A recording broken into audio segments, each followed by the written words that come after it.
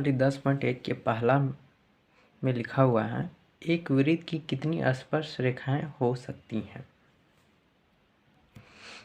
जैसे कि ये एक वृत्त है, यह एक वृत्त है। इस वृत्त में हम लोग कितना स्पर्श रेखा बना सकते हैं। यहाँ बन गया स्पर्श रेखा, यहाँ बन गया, यहाँ बन गया, यहाँ बन गया, यहाँ यहाँ यहाँ बहुत सारा बन सकता है जिसको हम गिन नहीं सकते हैं। ये वृत्त जो है, वृत्त किस चीज़ से बनता है, बिंदु से बन रहा है। बिंदु बिंदु बिंदु करते जाएंगे तो यह वृत्त बन जाएगा। अब कितना बिंदु से बना है यह हम गिन सकते हैं? नहीं गिन सकते हैं। बहुत सारा बिंदु में बना हुआ है और प्रत्येक बिंदु से हम एक एक स्पर्श लाइन खींच सकते हैं। अब बिंदु अनेक हैं तो इसलिए स्पर्श रेखा भी अनेक हो जाएंगे, इसलिए इसका उत्तर कितना हो जाएगा? अनेक हो जाएगा, असंख्य हो जाएगा, अनगिनत हो जाएगा इसका उत्तर, कि हम किसी बिंदु से असंख्य या अनगिनत या अनेक स्पर्श रेखा खींच सकते हैं या स्पर्श रेखा हो सकती है। अब दूसरा में है, रिक्त स्थानों की पूर्ति कीजिए। पहला, किसी वृत्त की स्पर्श रेखा उसे खाली स्थान बिंदुओं पर प्रतिच्छेद करती है। जैसा कि मैंने अभी बताया कि प्रत्येक बिंदु से एक एक स्पर्श रेखा खींचा जाता है, खींच सकते हैं। तो वही चीज़ हो जाएगा इसमें, एक बिंदुओं पर प्रतिच्छेद करती है। किसी बिंदु की स्पर्श रेखा वृत्त को एक बिंदु पर प्रतिच्छेद करती है।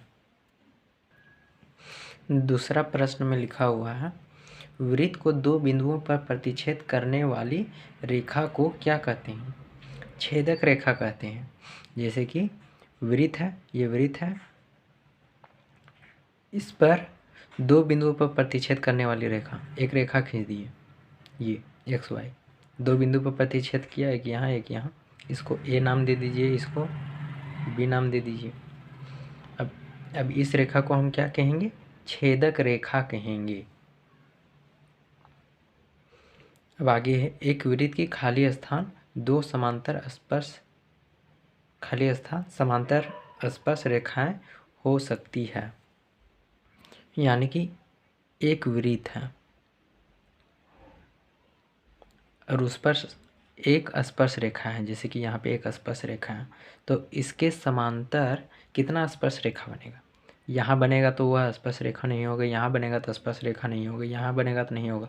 लेकिन यदि यहाँ बन जाए इसे, तो यह इसी के समांतर स्पर्श रेखा है। यानी कि यहाँ पे दो रेखा बन गया समांतर, दोनों समांतर है, दोनों रेखा समांतर है, इसलिए यहाँ पे दो उत्तर हो जाएगा कि एक वृत्त की दो समांतर स्पर्श रेखाएं हो सकती है। अगला प्रश्न, तीसरा प्रश्न, इसमें लिखा हुआ है, 5 सेंटीमीटर त्रिज्या वाले एक वृत्त के बिंदु P पर स्पर्श रेखा PQ केंद्र O से जाने वाली एक रेखा से बिंदु Q पर इस प्रकार मिलती है कि OQ = 12 सेंटीमीटर, PQ की लंबाई है। ये ऑप्शन दिया हुआ है, इसमें PQ की लंबाई ज्ञात करके ऑप्शन में टिक लगाना है। इस प्रश्न में क्या दिया हुआ है कि 5 सेंटीमीटर त्रिज्या वाला एक वृत्त है। जैसे कि ये एक वृत्त है और इस वृत्त का त्रिज्या कितना है? 5 सेंटीमीटर है। इसका केंद्र O है, इस वृत्त का केंद्र O।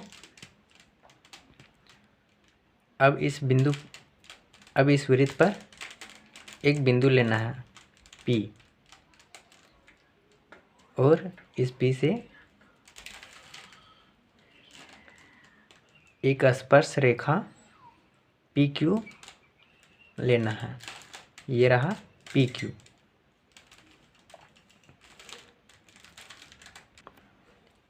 अब Q को O के साथ मिला देते हैं, तब OQ 12 सेंटीमीटर आता है और त्रिज्या 5 सेंटीमीटर है, इसलिए OP कितना हो जाएगा, 5 हो जाएगा, 5 सेंटीमीटर हो जाएगा। और क्या ज्ञात करना है, PQ ज्ञात करना है। कैसे ज्ञात करेंगे, सबसे पहले लिखेंगे चूँकि OP त्रिज्या तथा PQ स्पर्श रेखा है, इसलिए OP लंब होगा PQ के, ये OP इस PQ पर लंब होगा। पर में 10.1 में हम लोगों ने यही पढ़ा है कि त्रिज्या स्पर्श रेखा पर क्या होता है, लंब होता है। अर्थात कोण OPQ 90 डिग्री होगा। अब यह एक क्या बन गया, समकोण त्रिभुज बन गया। OPQ क्या बन गया, एक समकोण त्रिभुज। इसलिए आगे लिखेंगे समकोण त्रिभुज OPQ में PQ equal to √OQ square minus OP square. PQ क्या है, आधार है। आधार इक्वल टू √ कर्ण का स्क्वायर माइनस लंब का स्क्वायर इक्वल टू OQ का वैल्यू कितना है, 12 सेंटीमीटर, यानी कि OQ स्क्वायर कितना हो जाएगा, 12 सेंटीमीटर का whole square minus OP square. OP का वैल्यू कितना है, OP का वैल्यू है 5 सेंटीमीटर, इसलिए OP स्क्वायर यानी कि 5 सेंटीमीटर का whole square equal to √ 12 centimetre का होल स्क्वायर कितना आ जाएगा, 144 सेंटीमीटर स्क्वायर माइनस 5 सेंटीमीटर का whole square 25 centimetre square equal to कितना आ जाएगा, इक्वल टू 119 सेंटीमीटर स्क्वायर आ जाएगा। √ में √ 119 सेंटीमीटर स्क्वायर आ जाएगा। यही इसका उत्तर हो जाएगा। चौथा प्रश्न में लिखा हुआ है, एक वृत्त खींचिए और दो एक दी गई रेखा के समांतर दो ऐसी रेखाएं खींचिए जिनमें से एक स्पर्श रेखा हो और दूसरी छेद रेखा हो। जैसा कि आप उत्तर में देख सकते हैं, एक वृत्त है और सबसे नीचे देखिए दी गई रेखा है, इसको पहले बना लेना है। एक वृत्त बनाना है, उसके बाद एक रेखा बनाना है। अब इस रेखा के समांतर दो रेखा बनाना है, एक वृत्त में स्पर्श करेगा और एक छेदक रेखा बनाएगा। स्पर्श करने के लिए वृत्त के एक बिंदु से स्पर्श रेखा बना देना है इसी के समांतर, और एक छेदक रेखा बना देना है। यही इसी का उत्तर हो जाएगा। ये वाला एग्ज़ाम में नहीं पूछता है, बहुत ही कम पूछता है झारखंड के एग्ज़ाम में। इसको मैं स्किप भी कर देना चाहता था, लेकिन सोचा कि बता ही देता हूँ इसको। क्या करना है इसमें कि सबसे पहले एक वृत्त बनाना है और एक रेखा खींचना है।